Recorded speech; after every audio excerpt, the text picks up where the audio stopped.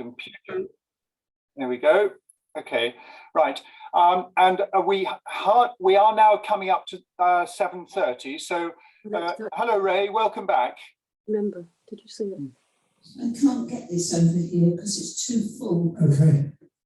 So very warm welcome to everyone, and especially, of course, to Lindsey. Could I now please ask everyone to mute themselves? There will be the opportunity for questions, and at that point, we'll ask people to raise their hands, and then they can unmute when they're asking their question.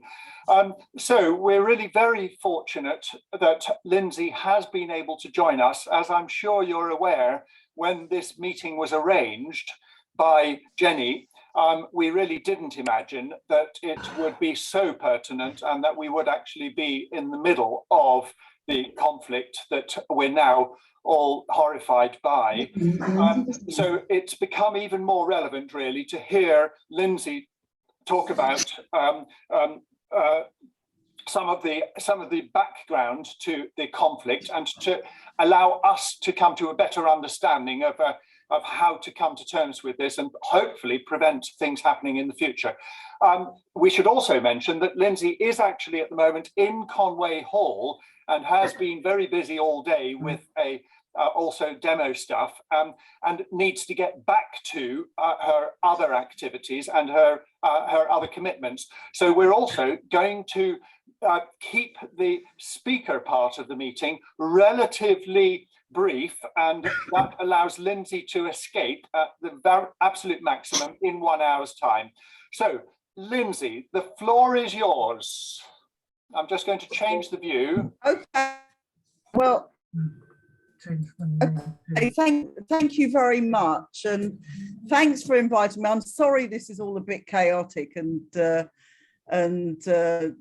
there's rather a lot of background noise because I'm sitting in the room behind where the hall is, and so you may hear a bit of applause, which isn't about me but is about what's going on out there. So apologies for that, and thank you all for coming.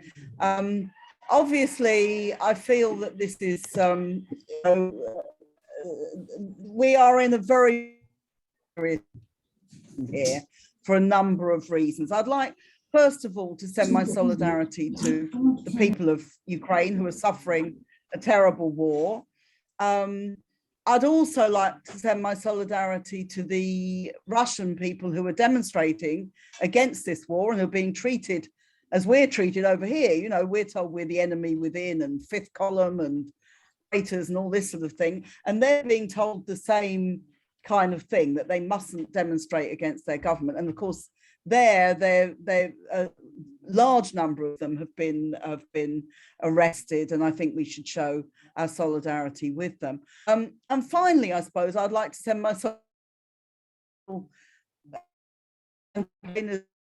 everywhere, because I think we all see ourselves, and I certainly feel that anti-war and peace campaigners are some of the best people I've ever met. They're people who want a better world, who don't want the violence and the misery that war brings, and yet we're being pilloried at the moment as exactly the opposite, as people who are somehow supporting a brutal war in Ukraine because we argue against what our government is doing. So this is a serious time for us, and a time that is not particularly easy for the anti-war movement. It's a time, it reminds me slightly of what it was like after 9/11, where, you know, everybody was sort of, you know, it was, the idea was you couldn't possibly raise any voice of dissent because this would be in some way disloyal to the people who were suffering and all this kind of, I think we're partly in that situation. So it's very important, I think, that we do have these meetings, that we do discuss these things, that we try to argue and debate these questions with our colleagues and our friends and our family and all the people who might accept some of the things that our government is saying, and to actually spell out the issues with this war. And what I want to say is that our government is at the moment far from being a government which is promoting peace, although it says it's against war, it's against Putin's war in Russia, and is calling for an end to the war. And I very much agree to an end to the war. I want all the Russian troops to withdraw, and I think there has to be some sort of diplomatic settlement. There's no other way. There has to be withdrawal, ceasefire, and some attempt to try to settle this by means other than war. But we know that our government's intentions are really rather different. And there's already a lot of talk about a no-fly zone over Ukraine. Now, people always think no-fly zones seem a kind of relatively cost-free solution to some of the problems. They're not.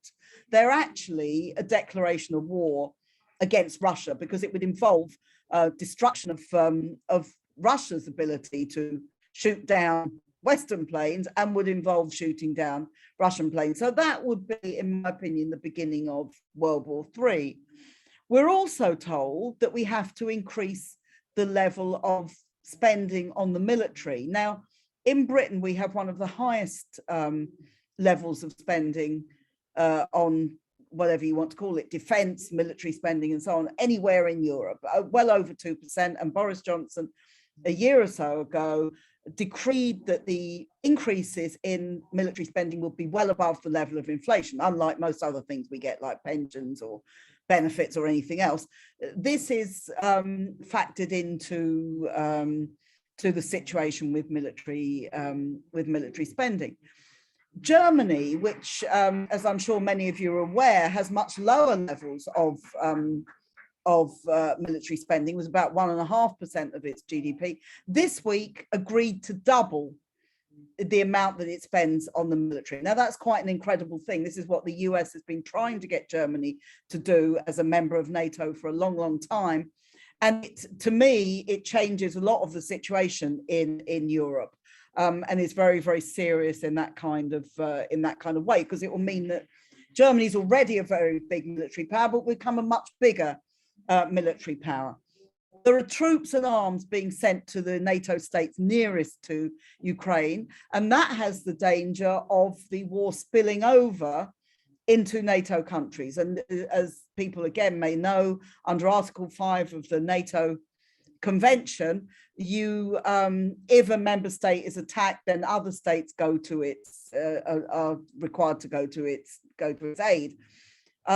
So if this happens, then again you're moving towards a much bigger, I don't want to say a world war, I'm hoping that we're still some way from that, but it is a possibility. Of course, as well, we know that if that happens, Russia has nuclear weapons, and of course the US, Britain, and France all have nuclear weapons as well as part of NATO. So you're talking again about the possibility of very big escalation. And there is no sense, as far as I can see, that anybody in the British government or around Britain is trying to de-escalate this war. They're doing exactly the opposite. And if you look at the sanctions, for example, the sanctions are on an incredible scale. It started off a few weeks ago with Britain just sanctioning 3 Russian billionaires. Now we have sanctions on absolutely everything. The SWIFT financial system, which hits the Russian banks. Flights to Russia have all been banned. The British have banned Russian ships from any Russian ship from any British port, which is an absolutely amazing thing to have done. And there's also all sorts of local things. I read today that the Glasgow Film Festival is declining now to show 2 Russian films, nothing to do with their politics, and that they may well be people, probably are people, who don't like this war and don't want support for it. But this is the kind of mood that is affecting so many, and it can't lead in a good direction, in my opinion. It will lead to more confrontation and more war. And of course, as part of that, anybody who stands up against this view is regarded as somehow, deviant or wrong, or in some ways doing the wrong thing.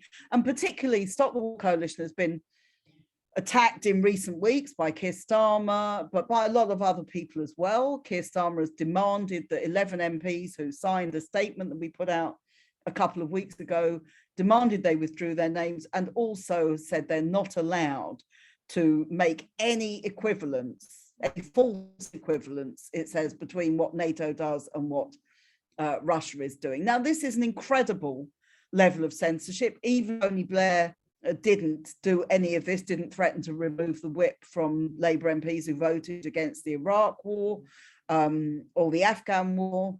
It's something which is a very a big attack, and it's kind of, you know, politicians, whatever you think of politicians, you may not think very much of politicians these days, or of most politicians these days, but actually the idea that politicians shouldn't be able to think for themselves and shouldn't be able to decide whether or not they want to criticize NATO is a fairly incredible thing to have done.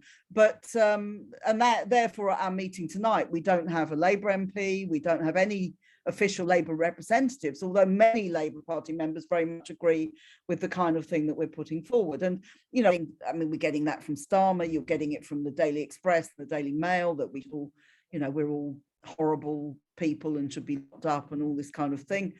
One of the Tory MPs said that they wanted the government to look again at reforming the Treason Act of the 14th century, which no doubt will be, I don't know whether we're going to end up in the Tower or what they're going to do to us, but this kind of talk going on. Now, you can dismiss some of this as sort of hyperbole and not very likely to happen, but there is a serious core here, which is that they've known for weeks, or they've predicted for weeks there is going to be this war. And one of the aims when you're seeing a war approaching is that you try to weaken the anti-war movement. And in particular, I think they don't want us to look at the record of these governments as it has been. And I'll just say this about, you know, we're not supposed to criticize NATO, but the truth is there's not much that you can say about NATO without having some criticism. It was never set up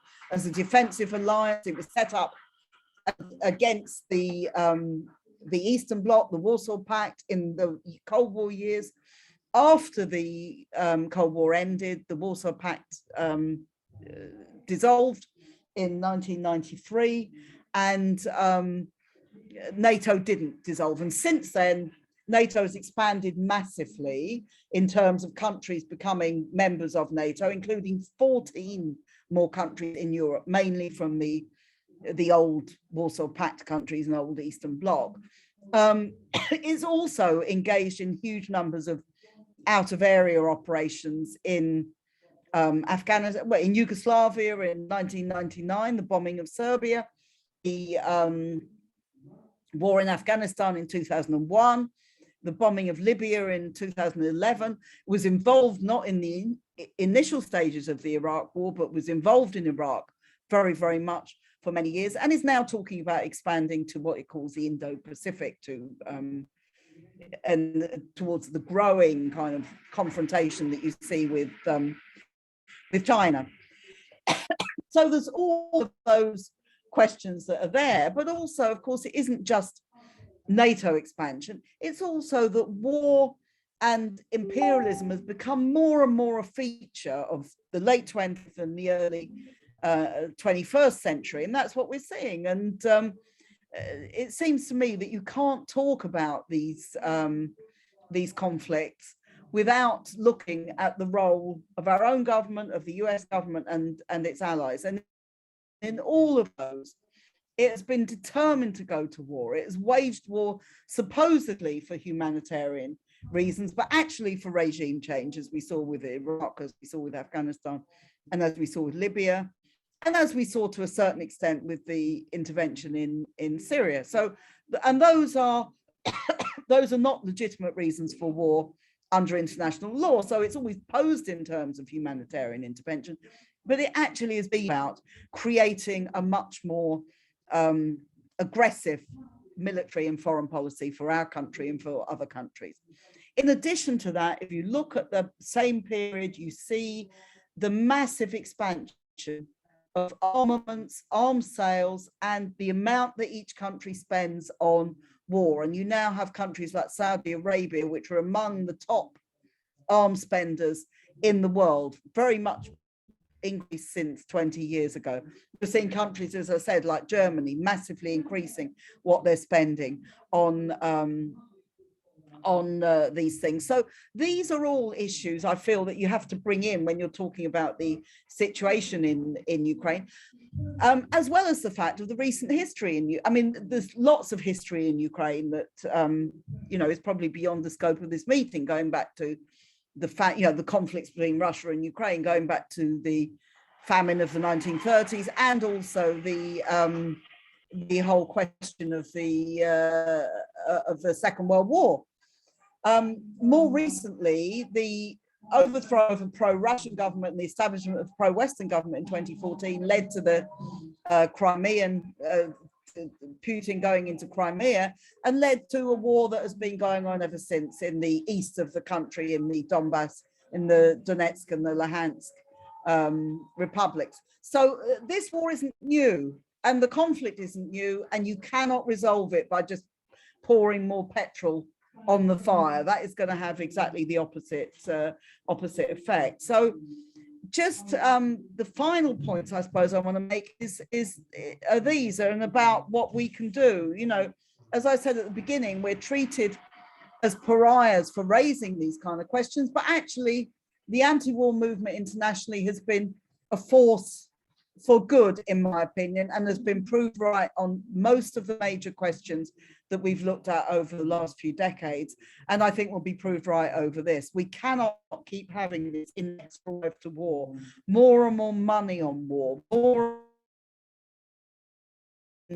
talk about conflict and about war, and a series of wars which leave even worse situations behind, most notably in Afghanistan, where you've seen the absolute misery that people are going through now. And actually, one of the reasons they're starving is because the Western powers will not let them have money that they are entitled to have. And indeed, Joe Biden in the US, his latest plan is that if they do release money for Afghan famine relief, half of it, which is Afghan money, by the way, half of it will go to the victims of 9/11, even though Afghanistan had nothing to do with 9/11. People are still being punished for 9/11 more than 20 years later in that kind of situation. So there's all those kind of questions.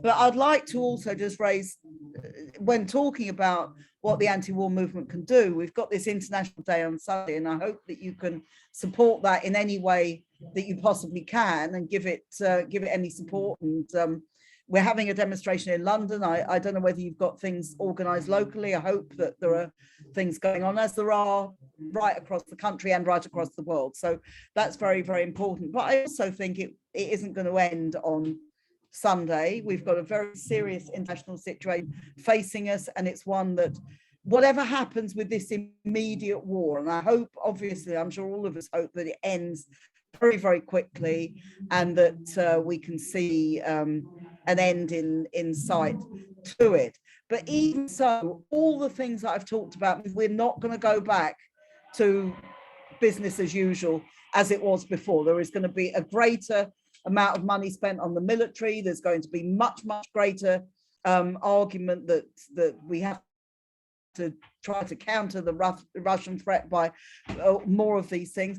And this is at the same time when Boris Johnson is waging a war on people here at home, when we've got these attacks on our cost of living, when we've got the NHS, which is massively underfunded. We've got all these things about which he is perfectly content to allow these things to continue, while he tells us all the time that we have to have more money for war and for military abroad. So it seems to me we've got to fight both of those things, really. If you don't trust Boris Johnson over domestic issues, and I can't think of many good reasons why you should, then why would you trust him in this incredibly dangerous situation where we can be talking about moving towards nuclear war? So it seems to me we need to bring all those things together. So just, I think perhaps I'll end it there. I don't know if you can hear all the, cheering and all this going on in the background. I hope it's not put you off too much, and that you can listen to it all right. But obviously I'd very much welcome people's questions or discussion or anything, obviously, that you'd like to say. So thanks very much. Well, Well, thank you very much indeed, Lindsey. And you probably weren't aware of this, but your talk was made even more exciting by people watching your bandwidth go down to almost zero, and you almost disappeared a few times, but you made it to the end, and we heard kind of 95% of the words. So thank you for that. By the way, I will just immediately answer your question about a local activity that here in Faringdon on Sunday, we will be having a Stop the War demonstration and vigil in the marketplace. And I must say, when we posted this, I think 2 days ago on Facebook, I thought that there would be quite a diatribe of backlash and reaction to this, but in fact mostly the comments have been quite thoughtful, so I've actually been quite impressed that people are wanting to kind of think about this in a much deeper sense. So questions, if you could please either raise your hand physically so that I can see you, or simply use the thing at the bottom, the reaction button at the bottom, and then you can raise your hand using the reaction thing. While people are thinking about this, Lindsey, if I could possibly ask a question. You mentioned the Keir Starmer Labour Party. Obviously, we know that that's a very, very different in terms of his making it very clear that he is different from Jeremy Corbyn and he supports NATO and so on. What about the other mainstream political parties? How do they feel about Stop the War? Well, that's a good question. We've always had support from the Greens, which still technically are, although I don't think they're particularly good on this question.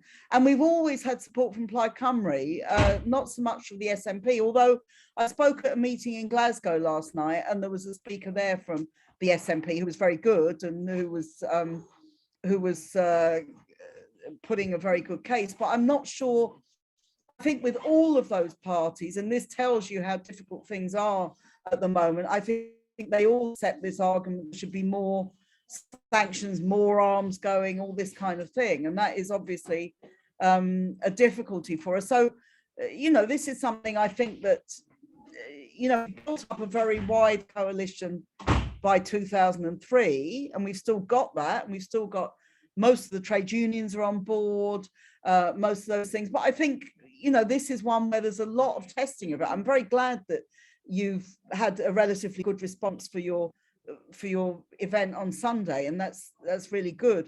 And I think actually public opinion isn't as bad as, well, certainly not as bad as the Daily Express and the Daily Mail, but as bad in terms of its views as the you look at when you look at Westminster or when you watch the BBC, so we just have to, I think this will start getting better because people start going, okay, maybe there's more to it, and they have to then address some of these questions.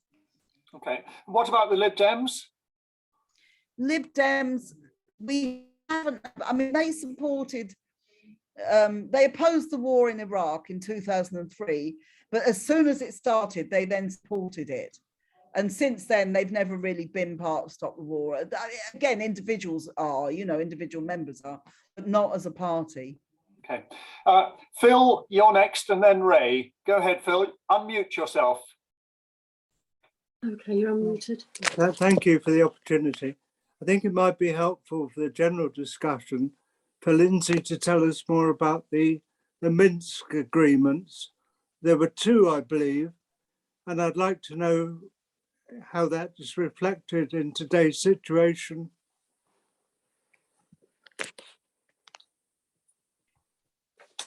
Shall I respond after a few? Would that make more sense? If you want to, yeah, go ahead. Ray, do you want to ask your question just in case it's related? Well, it's not necessarily. No, don't worry. I suppose, but obviously there was a peace talk going on last week between Russia and Ukraine and Belarus. And I didn't think that went too well. And but China has come out recently and said they would like to be the the middleman, I suppose, in these peace talks. So I just wonder, Lindsey, what do you make of that? Go ahead, Lindsey. Okay. Well, yeah. Just to deal with that one first, Ray. Yeah, I think it's very important. I think it tells you, well, it tells you a number of things, because obviously China and Russia during the Winter Olympics, they came to a sort of agreement, sort of basically supporting and saying you can't just have one model for the whole world. You know, that we're entitled to have different ways of doing things, and obviously that was a sign of sort of political agreement. Now, since the war started, it seems to me they've become more critical. I mean, they abstained at the Security Council meeting the other week, as did India, actually, on the vote, which I guess Russia will have been surprised at. And then, as you say, in recent days, they've said they're willing to be involved in talks. What it suggests to me is they probably think Putin's gone too far. You know, that while they've got lots of differences with the US, they're also obviously the major economic power, manufacturing lots of the goods for the US and other countries, and they've got lots of links. Actually, they've got links with Ukraine in the Belt and Road program. So I think they probably think Russia's gone too far. But I also think the fact that they are saying they will directly intervene is also a sign of the sort of shifting balance of power, if you like, if you want to talk about, call it geopolitics or whatever you want to call it, but that China is becoming a broker in this way, which it wouldn't have been 20 or 30 years ago. So I think, yeah, I think it's important, and I think I've no idea, to be honest, whether these things are going to succeed, because I'm still not quite sure what Putin wants to do and what his actual war aims are, or indeed how successful he's going to be. I mean, it seems to me that he's increased the bombardment in the last few days, because it was quite sort of not low key, but it wasn't as extensive until recently. And that's a sign that he wasn't doing quite so. But whether he just wants Donetsk and Luhansk, or whether he wants to break up the whole of Ukraine, I don't know. But certainly China getting involved is a very important development, I think. In terms of the Minsk agreements, these were agreements that were set out after the 2014 conflict that arose between Ukraine and the eastern provinces, you know, those areas which are strongly, they're Russian speaking, although a lot is people are bilingual, or lots of people, as I understand it, speak Russian in various parts. And of course, Russian language is banned in some areas. For example, in newspaper publication has been Ukrainian and so on. So there's lots of genuine grievances that people have got about, you know, the language being treated as second class. And these were agreements that were meant to kind of give a level of autonomy to the republics, to these sort of breakaway republics, and to try and prevent war. Now, they have been broken repeatedly. I mean, you could say on both sides, but actually definitely Ukraine has not honored these agreements, and this is one reason that the wars are continuing. And lots of people are saying we should go back to Minsk too. Whether this has superseded that, I guess it has, to tell the truth. Once the war on this scale, I guess it's unlikely that you'll go back to status quo ante, but certainly those were an attempt to bring sort of coexistence and relatively peaceful coexistence, and they weren't honoured, and that's been part of the ongoing grievance as well.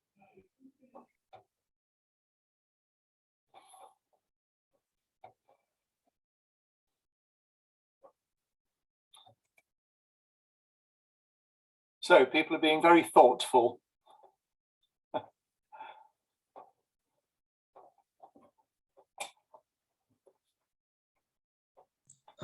Well, I suppose, you know, I'll ask another one, since I get it's not a lot. I get an opportunity like this. But Lindsey, as you probably heard, there are reporters, like you said, that the Ukrainian side wasn't actually honor the Minsk agreement, and that the citizens there are being treated second class. And I read a statistic the other day was since the Minsk agreement were formed, that it was about 18,000 people have killed during in conflict during that area, and this is not something that's been brought up a lot, I suppose, in the Western media report, and because I'm Chinese, and I suppose I get the other side. I suppose I get the Russian side of the invasion, and I suppose, what do you make of that? You know, they were actually, the Minsk agreement wasn't honoured, and the Western media seems to turn the other way because on this issue.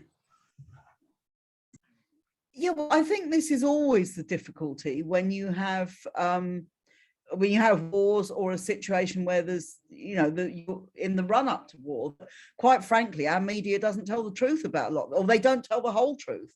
I mean, what you've got in the last week is, very moving stories from reporters going to Kiev or wherever they're going to in Ukraine and saying, look, this is terrible. Look what's happening to refugees. Look what's happening to people who are facing bombardment. And anybody who's got any sort of human sensibility, of course, feels very upset about this. But we never, as you say, you didn't have the same in the eastern provinces where there were substantial numbers of deaths, because nobody really talked about that war. It wasn't reported hardly in British media, certainly not in any popular media, not on the news.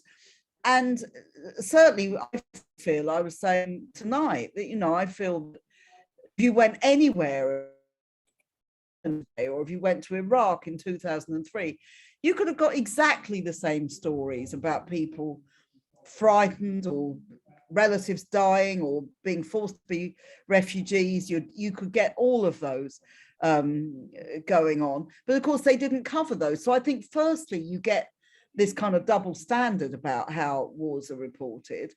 And secondly, there is no question you are meant to accept the dominant narrative, that the government's telling you the truth, that the military are telling you the truth. And I think, given our experience, we've got to be very, very skeptical about this. And as you say, you're hearing the Russian side of it. Now, they also probably aren't telling the truth about a whole number of things to their own citizens. And certainly, as I said earlier, they're arresting and attacking demonstrators and so on. So, I think for people who genuinely want to campaign against wars, we've got to say, look, it's a famous adage that the first casualty of war is truth, but there's quite a lot of sense in that statement, really. And I think one of the things that we have to do as a movement is try to tell people the truth. Now, this isn't always easy. We don't get all the information. We're reliant on all sorts of sources who it may get distorted. They may be not telling the truth in the first place. But I think we have to do it, and particularly about our history. I mean, I get so fed up with the way history is treated in this country. You'd think the only history is about Winston Churchill and what happened in, a very narrow point of his life. You don't hear about all the other things. We're told that we're appeasers, where actually the appeasers were the Tory government in the 1930s, and that was because they were much more favourable to fascism than they were to communism, is the simple truth of the matter about it. So, I think one of the big things we need to do is talk about our history, talk about what really happened, and try to find out what's going on now. And there are very good sources. We try and put sources up on the Stop the War website and elsewhere, but people will know. Noam Chomsky's made some very good statements about this, but even people who aren't particularly sympathetic to our movement. I mean, we put up a little interview with Jeremy Bowen, who's the Middle East correspondent of the BBC, who made some very good points about NATO expansion a few days ago. You can see it on our website. And I think the more we try to get these things out without necessarily believing what everybody on the other side is saying, the better it is for us, Thank you. I've seen your hand, Carol, but could I just ask Phil, do you want to come back on this in terms of the Minsk agreement? Is there anything that you'd like to add?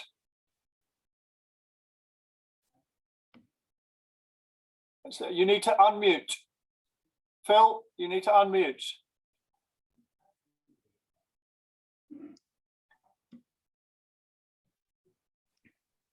Right. No, I'm satisfied. I just wanted to bring it into the discussion. Okay, thank you. It's a failed opportunity and a good example of how both sides really have missed the opportunity of possible peace. Thank you. Okay, thank you. Carol, go ahead. Thank you, Stuart. Actually, it's Dave that wants to ask the question, so I'm just going to scribble it. Hi, everybody. Hi, Dave.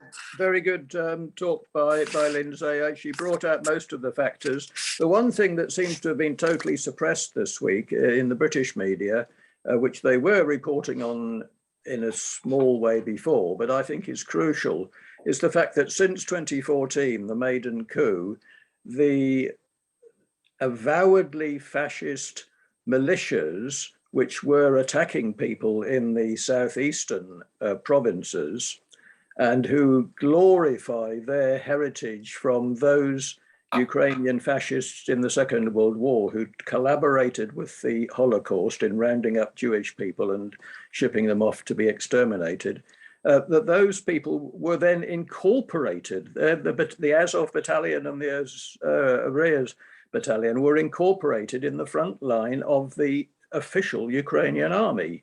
And I know this must be a very distressing thing for example, Ukrainian people living in Europe, living in Britain, who are completely innocent parties in this. But I think it's been totally suppressed that when Liz Truss says that she would encourage people from Britain to go and fight alongside the Ukrainian troops, she's actually suggesting that people from Britain should go and fight alongside avowed Nazis who have made no secret of their hatred of Jewish people, Muslims, and anybody who doesn't fit in with their narrow racist idea of society. Thank you. Lindsey, did you want to come back on that? Well, I think it's absolutely right. I mean, you know, I don't think most Ukrainians who are fighting are fascists, and I don't think most Ukrainians obviously are fascists, but there is, you're quite right about the battalion and also sections of the far right and the fascists who very much take their inspiration from, you know, Stepan Bandera and the people who collaborated with the Nazis in Ukraine during the Second World War. And it's worth just remembering that, you know, we think about I don't know how people think about the Second World War here, but, you know, very much the narrative in Britain is it's about what happened in Western Europe. Now, actually, it was much, much more bloody war in Eastern Europe, the fighting between the Germans and the Russians and others. And the legacy of that is you know, is still there. And in fact, if you look at the Holocaust and if you could argue that the first elements of the Holocaust really took place in Ukraine when there was just widespread killing of Jews in, you know, they'd just go to villages and towns and kill all the Jews before they even did the sort of extermination camps. So you've got this legacy, which is pretty hideous. And of course, there are elements of that today, which is why, among obviously many Russians, they see this as a big issue when you look at Ukraine. So yeah, I think that's right. Thank you. Go ahead, Carol. Yes, it's me this time. I'm just a little bit concerned as well about the economic aspects to this war, the economic gains that the US can see in it, and that is the cancellation of the pipeline that Russia was putting through to Germany, which means that now that it's cancelled, America, who have all this fracked oil, can sell their fracked oil. There's all sorts of economic interests, I think, behind all this. So I'm quite suspicious about the US's take on this. I think they've got, I think they're cynical. I think they might have even use the Ukrainian crisis to back Russia into a corner so they could take advantage in some way. What do you think of the American side of this, Lindsay? Yeah, well, I mean, I agree completely with you. I think that, you know, you've got American imperialism, which is the biggest in the world. It's got its allies, and as we know, Britain has the oldest empire, but is much weakened compared to its heyday more than 100 years ago. I mean, I also think Russia has its own imperial interests and desires, but is incredibly much weaker than the US and its allies, but, you know, in every respect, really. I mean, its economy is relatively small now. Its geographical area is probably smaller than it's been for several hundred years, if you look at Russian history and so on. So what you've got now is that they're all trying to think, how do we carve this up? You know, what are we going to? So you're right, the Americans are going to say, we're going to sell our energy to Europe. This will be a lot more costly. I mean, I think anyway, the prices are going to be costly. We already know that people, even people on quite comfortable incomes, are very frightened about what's happening, you know, even before this war broke out. And the prices are going to go up. The ruble has collapsed. Gazprom has collapsed. You know, the big Russian gas company. Now, you think about this, this is going to have a bad effect for, you know, it isn't going to be the billionaires. I mean, the people who've got these mansions in Hampstead or wherever else, they'll find their money's all over the world, and they'll find a way to deal with whatever happens to them. Even if they get one of their big houses seized in London, which is unlikely.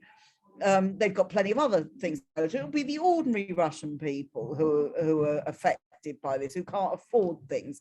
Interest rates really shoot up, and some of these things will happen here. And then, of course, everybody's going to get in the, you know, pitching in. What can they get out of it? If we're not buying from Russians, will we buy from Germans? Will we buy from Americans? Who will we buy from? So these are all. It's a nasty, nasty business, and I don't think we should believe that they're doing any of this with the interests of ordinary people at heart. And in fact, our interests should be with the ordinary people of Ukraine, of Russia, and anywhere else, and the Middle East, all the other places under attack, and not with these, you know, with these people who between them are just carving up the world, you know.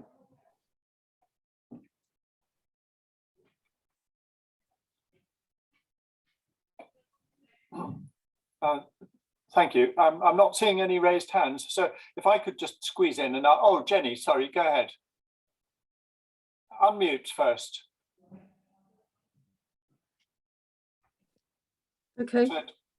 I would like, Lindsay, if you could say a bit more about the, I call it a promise. It's not a promise, it would have been a treaty or something legal that Gorbachev was involved with at the breakup of the Soviet Union. And it's to do with the Warsaw Pact and NATO. Well, the Warsaw Pact was, what do you call it? Formed. No, Disbanded? thank you, disbanded. Mm. But of course, NATO has gone on from strength to strength. And could you say a bit more about the sort of promise that was given to Gorbachev and the Soviet Union at the time? Yeah, well, the promise was that NATO would not expand past the boundaries of Germany. Now, as people know, Germany was then divided. There was, you know, the West and East Germany. It was promised it wouldn't go beyond that. In fact, they said they wouldn't have weapons in the old East Germany. So that promise was completely reneged on. And this is one of the big grievances, and it was made repeatedly. If you look at it, there were a whole number, and there were a lot of not necessarily anti-war or left-wing people who said at the time that NATO expansion doesn't make any sense. It's going to cause all the problems that we're now seeing. But there was a great deal of hubris after the fall of the Berlin Wall and the collapse of the Soviet Union. That was the time when you had the first Gulf War under George Bush Sr. And that was when America decided to, you know, confront all these, what they call failed states or rogue states, in order to extend American hegemony across the world. So yeah, they promised this and then they went against it. And now NATO membership, if you want to join the EU, you've got to join NATO, is basically the setup. And it's not a good setup for anybody. Mm. Yeah. If I could just squeeze in something that came up this evening, it was actually from our parish priest. He said that you wouldn't believe this, but interestingly, there's evidence that that Putin's motives include religious motives, in the sense that there's something in the Russian Orthodox Church that treats Belarus, Ukraine, and Russia together as some sort of promised land. Have you heard of anything along those lines? Anyone? Not necessarily just Lindsey. Anyone else? I haven't heard it, but I mean, you know, Putin is pretty right wing and has got some pretty weird ideas in all sorts of ways, including about, he does have an idea about a greater glorious Russia. That's what he wants to create. But whether it comes from the Orthodox Church any more than, you know, Boris Johnson's determination to go to war comes from the Church of England, I've got no idea. I mean, you can probably find something justifying it in all sorts of scriptures, but it doesn't, you know, I don't know, to be honest, about that. I did hear the comment during the week, but sadly I can't remember who said it. Okay, thank you, John. Ian, go ahead. If you could unmute first. Oh, I went up onto the top of the screen. Can you hear me? Just slightly closer to the microphone. I think that ought to be close enough. Yep, that's good. Okay, just a couple of comments. I'm reminded of Cuba, 1963, when there were missiles in Cuba, and the Americans' reaction at that time, they actually were prepared, apparently, to go to a nuclear war unless those missiles were taken out of Cuba, which of course did actually happen. But we've now got a situation, so I understand, whereby the Americans have got nuclear missiles that are capable of hitting Moscow within a matter of about a quarter of an hour or something like that, very, very quickly. The point being that any Russian anti-missile missiles would not have the time to react. And that's the sort of one comment. And you know, Putin did say, well, look, we feel very much, well, at least I feel very much under threat. And we've always seen over the last several years, increasingly large exercises by the NATO countries. And I've got another little niggle at the back of my mind as to the weapons that are being shipped out from probably America, but also from ourselves and maybe others, in relation to the nuclear arms. You know, one of the things that we've talked about over the years is the tactical nuclear missile weapons. The theory being that low-yield nuclear bomb or shell, whatever, would be safe, and I use that term very advisedly, safe to use in a battlefield situation because it wouldn't involve actually crossing or spreading into the sort of damage that would be created by an intercontinental ballistic missile. And I got this little niggle at the back of my mind because certainly so far as our country is concerned, because those of you will know that I live in Carterton, which is a stone's throw from Brize Norton Air Base, which is the main supply airfield for British military forces abroad. And they've been quite busy. I was driving up to the A40 just the other day, and I saw coming towards me, obviously, two army trucks. There's no doubting that they were British military trucks. And they reminded me very much of the sorts of trucks that are used to carry nuclear missiles up and down the country. And it just went through my mind, what is in those trucks going down to the Brize Norton Air Base. I'm not saying they did have, because I don't know. But I just wonder as to the sort of weapons that they say lethal and non-lethal. Excuse me, lethal and non-lethal weapons, and just how lethal are some of the weapons that they are shipping out to the environs around the Ukraine. I mean, that's just some thoughts, a couple of comments. Nigel, could I ask you to come in at this point? Go ahead. Unmute. Yes, thank you. Firstly, I would just say about tactical nuclear weapons. I don't think they have been deployed, and we don't actually have any here in Britain. And I don't think they are involved in this whatsoever. I was at Brize Norton myself yesterday, actually, on another mission. So, and these things don't play out from there. And so I think they were just probably ordinary army trucks. I'm saying that I didn't see them, but I don't think they were missile carriers, and we don't actually have missile carriers traveling around this country, okay?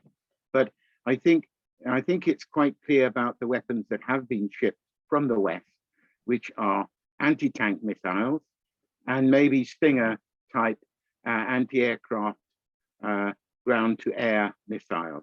That's the kit that's been sent out, because the main force that's left in Ukraine is the army.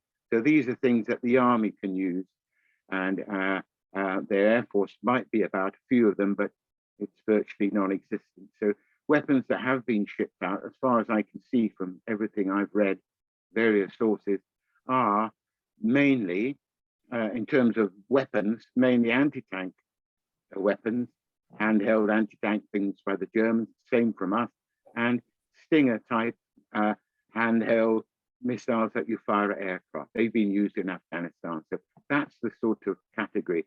And I think people are quite aware about the limits we must be careful of in terms of nuclear weapons. I know there's this threat by Putin, but as far as the our intelligence, Western intelligence reports are saying, actually it hasn't changed things. There's no clocking forward of some of the mechanisms that you would see if people were going on a very, very high alert. So that's something to be thankful for. And I think people are trying to be as extremely wary about anything to do with nuclear weapons in this situation. I don't think we need to be worrying too much about that. And the weapons that are being shipped in are really military, infantry weapons that are used against tanks and aircraft. Thank you. Lindsey, did you want to add to that, perhaps commenting on the Cuban Missile Crisis? Well, yeah, I mean, I think we're probably in the most serious crisis since the Cuban Missile Crisis, but I very much agree with the last speaker. We're not there yet in terms of the use of tactical nuclear weapons, or, well, let's hope, but, all the deployment of them. So, yeah, I mean, the Cuban Missile Crisis was one of the most serious, perhaps this is the biggest since then in terms of this kind of warfare. And if you read descriptions of the time, I remember it as a child myself. I met because we lived in London and we had an aunt in Suffolk, and she phoned my mum and said, look, get the girls, hitch a ride on a lorry and bring the girls up here, because there's going to be a war. And of course, it was only 20 years since, less than 20 years since the last war. And which of course was a bit naive, given that all the air bases are in East Anglia, so it wouldn't have done us much good if we got up there.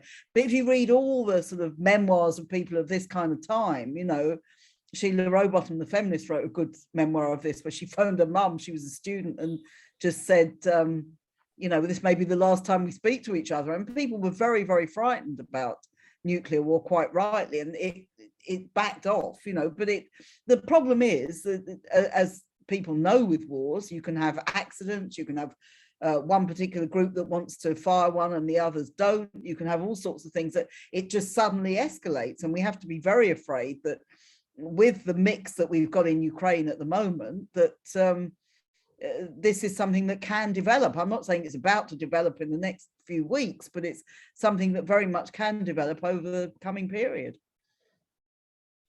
Thank you. One thing that struck me about the parallels and the Cuban Missile Crisis, the mantra is that in any negotiation you have to give both sides the ability to leave and save face in some way. And in the Cuban Missile Crisis, although we constantly hear about how the American posturing was what actually made it succeed, the Americans did agree to withdraw missiles from Turkey. That's right. In those negotiations. So in a sense, that was the way in which this situation was diffused, because both sides could go away and tell their population that they had somehow succeeded. We only have a few minutes left of Lindsey's time before we're going to allow her to escape back to her real job. So make the most of it. Do we have any other questions that people would like to ask Lindsey while we have her?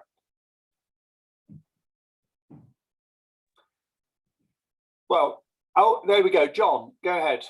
I was quite surprised at the degree to which the head of NATO, I'm not quite sure of his name, is it Stoltenberg or something? Yeah, Stoltenberg. Was given airtime to make pronouncements which seemed to me to venture into fields which were maybe beyond what I'd expected, let's say.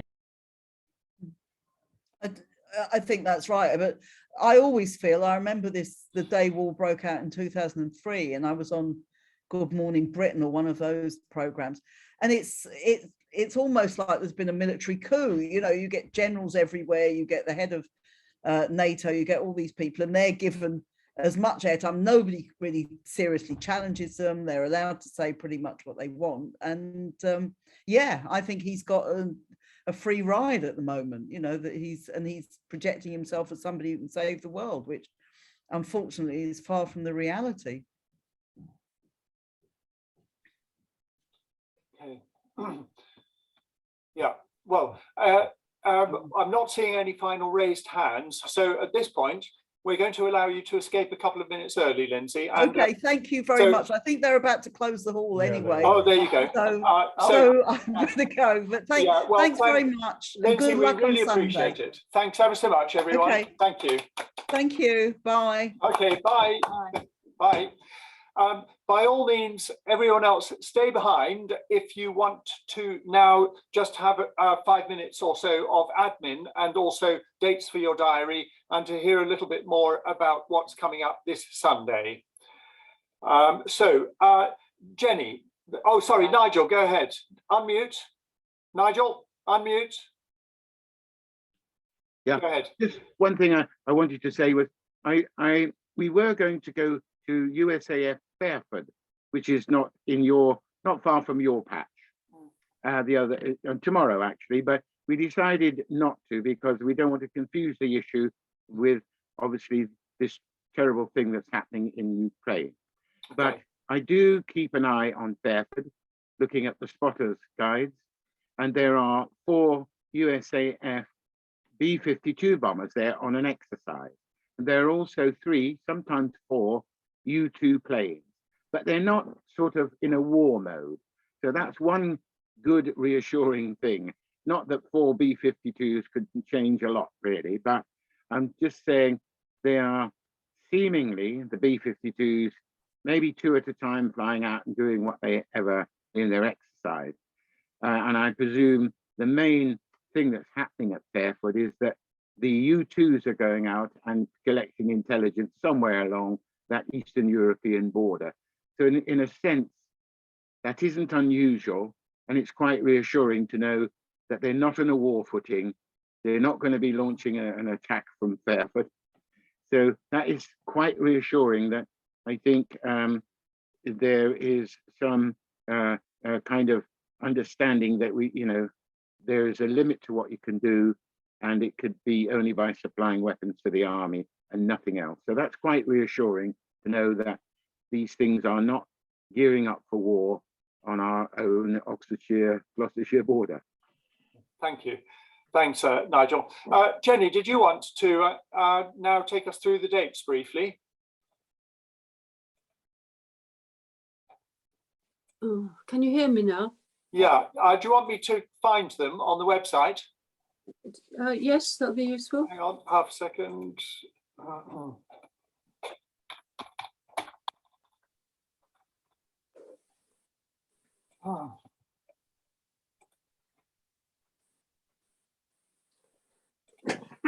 And I apologise, Jenny did send new dates through an hour ago or so, but they aren't yet up on the website. But I'm assuming that they mention our event on Sunday. Anyway, go ahead, Jenny. Oh, well, if I could start with tomorrow, talking about continuing the talk about nuclear convoys, I have information that there'll be a Zoom meeting chaired by Kate Hudson about the nuclear convoys being carried on the roads.